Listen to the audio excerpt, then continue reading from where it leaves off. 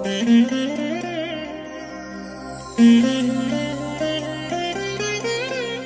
దినం పరము నుండి దిగివచ్చు మాట, ఇది నీ జీవితానికి వెలుగుల బాట, నీ ఒడిలో ఉంచబడిన దీవెనల మూట, అద్భుతాల ఆనంద ఊట.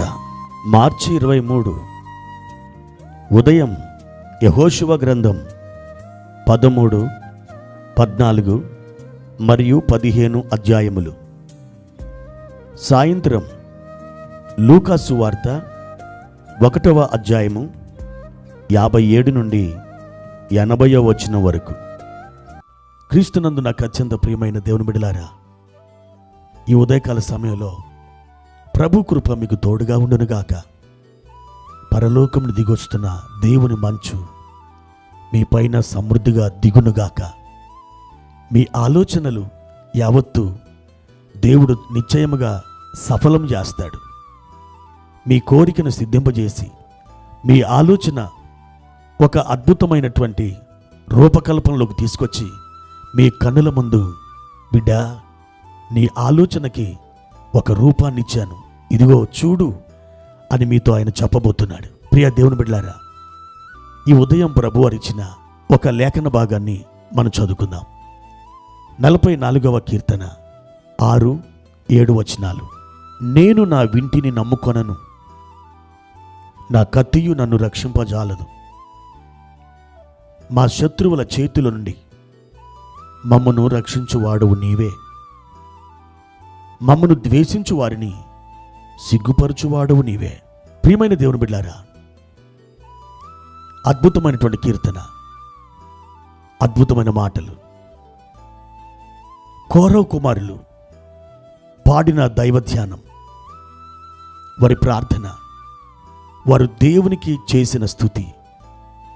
వారు అంటున్నారు, నా కత్తి నన్ను రక్షింపజాలదు, నా విల్లు నన్ను కాపాడలేదు. ఓ దేవా, మమ్ములను మా శత్రువుల చేతుల నుండి విడిపించువాడువు నీవే అని వారు దేవుణ్ణి పాడుతున్నారు. అవును నా ప్రియ దేవుని బిడ్డలారా, మొదట వారు తమ బలాన్ని నమ్ముకున్నారు, తమ ఆయుధాలను ఆశ్రయించారు, తమ వింటిని, తమ కత్తిని వారు నమ్ముకొని వారు అదే మార్గంలో కొంతకాలం సాగి వెళ్ళారు.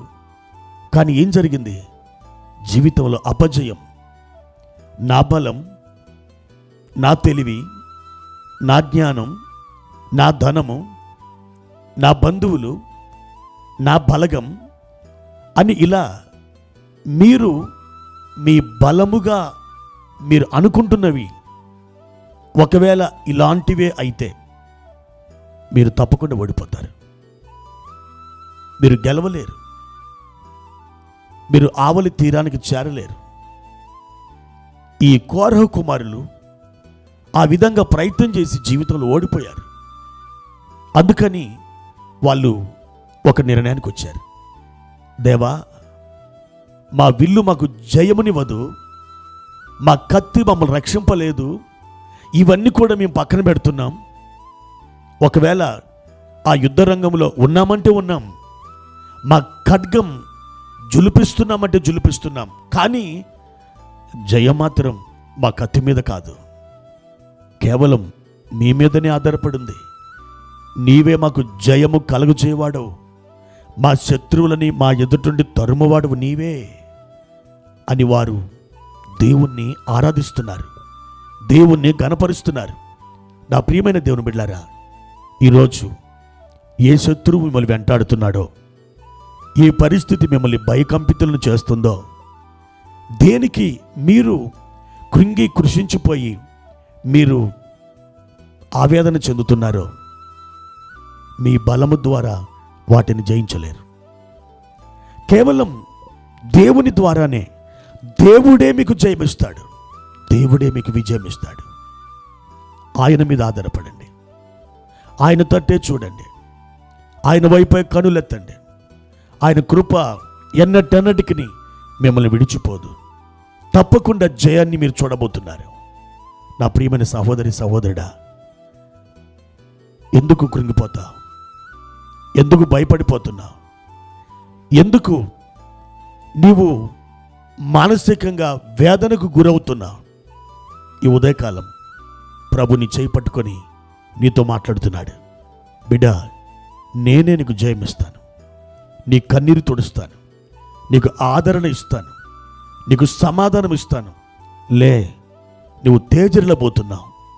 నా మహిమ నీ మీద ప్రకాశించబోతుంది. ప్రభు మీతో మాట్లాడుతున్న ఈ వాగ్దానాలు మీరు స్వీకరిస్తున్నారా? మీరు వాటిని పట్టుకుంటున్నారా?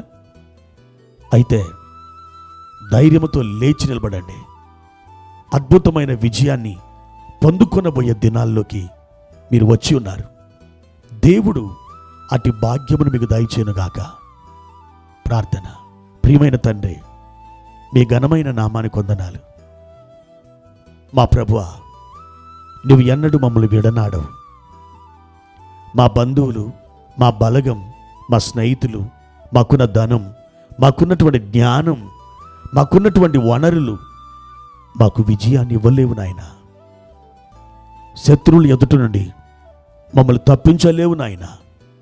మా ఖడ్గం, మా విల్లు ఏమాత్రం కూడా మాకు జయమును ఇవ్వలేదు నాయన. కేవలం నీవు మాత్రమే మాకు జయమునిచ్చువాడవు. నీవు మాత్రమే మాకు విజయమును కలుగచేయవాడవు.